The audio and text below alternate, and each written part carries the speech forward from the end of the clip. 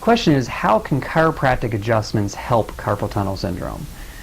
Well, in the wrist, there are 8 bones called carpal bones that form a semicircular area that the tissues that come from the forearm have to pass through in order to get into the hand.